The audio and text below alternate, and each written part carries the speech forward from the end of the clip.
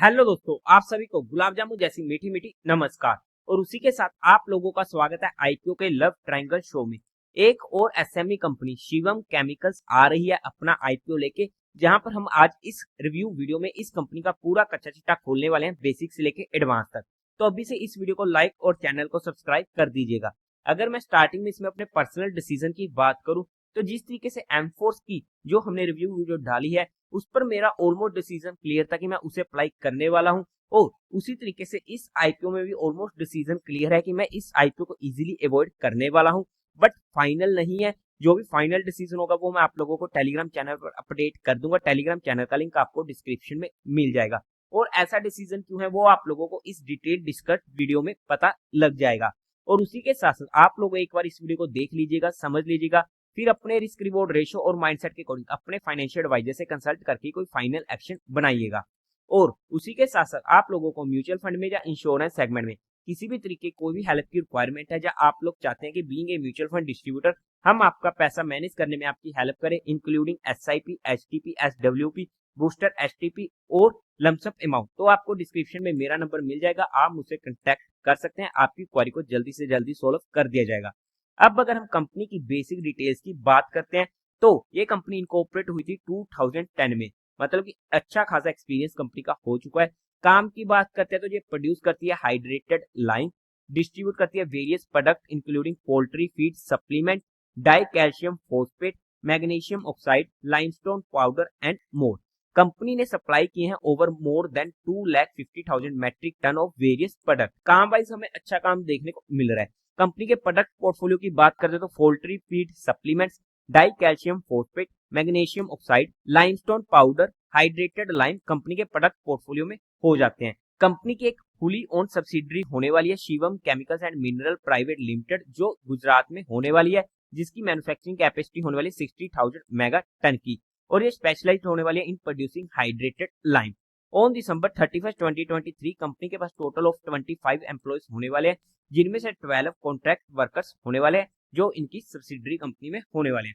Overall काम wise बात करते हैं, काम हमें अच्छा देखने को मिल रहा है। अब अगर हम कंपनी के टेंटेटिव टाइम टेबल की बात करते हैं, तो ये आईपीओ भी ओपन होने वाला है 23 ऑफ अप्रैल को, क्लोज होगा 25 ऑफ अप्रैल को, अलॉटमेंट होगी 26 ऑफ अप्रैल को, रिफंड मिलने शुरू हो जाएंगे 29 ऑफ अप्रैल को, और आपके अकाउंट में क्रेडिट भी हो जाएंगे share if allotted 29 of April को। टेंटेटिव लिस्टिंग डेट होने वाली है 30 ऑफ अप्रैल की। फेस वैल्यू रहेगी 10 रुपीज पर शेयर की। प्राइस होने वाला 44 रुपीज पर शेयर का। लोड साइज रहेगा 3000 शेयर का। टोटल इशू साइज है 20.18 करोड़ का, जो कि पूरा का पूरा होने वाला है फ्रेश इशू। बीएससी के एसएमई पोर्टल पर ये आईपीओ लिस्ट होने वाला है। कोटा की बात करते हैं तो वहां पर रिटेल कैटेगरी में 50% का और एचएनआई में भी 50% का होने वाला है। लोड साइज में एक लोड रिटेल कैटेगरी में 3000 शेयर्स का होने वाला है, जिसकी अमाउंट पड़ेगी 1,32,000 की। एचएनआई में मिनिमम 2 लोड्स के लिए अप्लाई करना पड़ेगा, जिसकी अमाउंट पड़ेगी 2,64,000 की।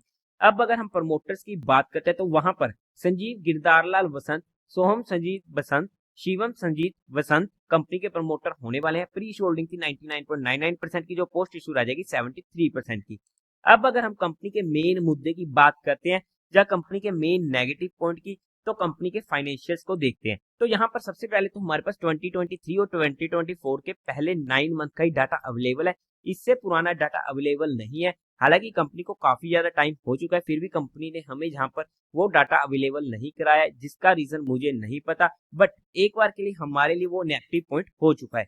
अगर हम टोटल असेट की बात करते हैं तो 2023 में था 31 करोड़ का, जो पहले 9th मंथ ऑफ 2024 में पहुंच चुका था 38 करोड़ का। ग्रोइंग रेट देखते हैं तो अच्छी ग्रोइंग रेट है। रेवेन्यू की बात करते हैं तो 2023 में था 156 करोड़ का, और पहले 9th मंथ में 107 करोड़ का, जहां पर हमें डिक्लाइन देखने को मिल रहा है।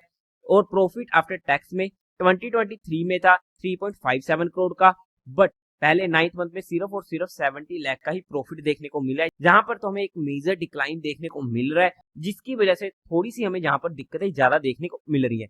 नेटवर्थ की बात करते हैं तो 13.99 करोड़ की, रिजर्व एंड सरप्लस में 1.59 करोड़ का, टोटल बोरिंग्स कंपनी के पास 16.38 करोड़ की होने वाली है। एक और नेगेटिव पॉइंट, इनके प्रॉफिट आफ्टर टैक्स मार्जिन जो हमें काफी ज्यादा कम देखने को मिल रहे हैं, मतलब कि ओवरऑल अगर हम फाइनेंशियल्स की बात करते हैं तो बिल्कुल भी अच्छे फाइनेंशियल हमें यहाँ पर देखने को नहीं मिले हैं और इनकी टॉप और बॉटम लाइन में हमें लगातार डिक्लाइन देखने को मिला है, जिसकी वजह से मेरा यहाँ पर इस आईपीओ में इंटरेस्ट काफी ज्यादा कम हो चुका था। अगर हम ऑब्जेक्टिव की बात करते हैं तो इनको फंडिंग वर्किंग कैपिटल की रिक्वायरमेंट है। सेकेंडली, इनको इन्वेस्टमेंट करनी है अपनी सब्सिडरी कंपनी में for financing the augmentation of its working capital capabilities. Thirdly, general corporate purpose. अब अगर हम कंपनी के फंडामेंटल्स की बात कर लेते हैं तो वहां पर मार्केट कैपिटलाइजेशन होने वाली है 74.74 करोड़ की, रिटर्न ऑन इक्विटी 5.13% की कम है, रिटर्न ऑन कैपिटल एम्प्लॉयमेंट 6.19% की कम है, डेट टू इक्विटी रेशियो 1.17 थोड़ा सा हाइयर साइड है, रिटर्न ऑन नेटवर्थ 5% की काफी ज्यादा कम है, प्राइस टू बुक वैल्यू 3.9 की, ईपीएस प्री आईपीओ 2.88 की, पोस्ट आईपीओ 0.56 की काफी ज्यादा कम है, पीई की बात करते हैं प्री आईपीओ 15.26 का, पोस्ट आईपीओ 79.19 का। ओवरऑल अगर हम फंडामेंटली भी बात करते हैं तो जहां पर भी हमें फंडामेंटल अच्छे देखने को नहीं मिल रहे हैं। अब अगर हम बात करते हैं पीयर टू पीयर कंपटीटर्स में तो वहां पर सबसे पहले नर्मदा एग्रोवेट जिसका पी है 48.96 का, गोदरेज एग्रोवेट जिसका पी है 34.33 का। अगर हम इसके जीएमटी की बात करते हैं तो आज के टाइम पर इसका कुछ भी काम नहीं हो रहा है ग्रे मार्केट में और 0% का हमें देखने को मिल रहा है। अब अगर हम बात करते हैं कंपनी की वैल्यूएशन की तो according to 2024 financial year data valuation wise भी ये आईपीओ काफी ज्यादा महंगा आ रहा है, जिसकी वजह से मेरा इस आईपीओ में और भी ज्यादा इंटरेस्ट कम हो चुका था। कंपनी के नेगेटिव पॉइंट्स को ध्यान में रखते हुए अगर यहाँ पर कंपनी अपनी वैल्यूएशन थोड़ी सस्ती रखती तो भी मैं थोड़ा बहुत इंटरेस्ट ले पाता, बट जो भी फाइनल डिसीजन होगा वो मैं आप लोगों को टेलीग्राम चैनल पर अपडेट कर दूंगा। लेकिन हमने सिर्फ कंपनी को education and learning perspective study किया है। फिर भी अगर आप लोगों को कोई भी काम करना हो तो एक बार अपने फाइनेंशियल एडवाइजर से कंसल्ट करके ही कीजिएगा, क्योंकि हमने यहाँ पर किसी भी तरीके की कोई भी इन्वेस्टमेंट टिप्स या एडवाइस नहीं दी है। तो देवी और सज्जनों, उम्मीद है आप लोगों को ये वीडियो अच्छी लगी होगी, तो इस वीडियो को लाइक कीजिएगा, शेयर कीजिएगा और साथ ही साथ चैनल को सब्सक्राइब करें। हर हर महादेव।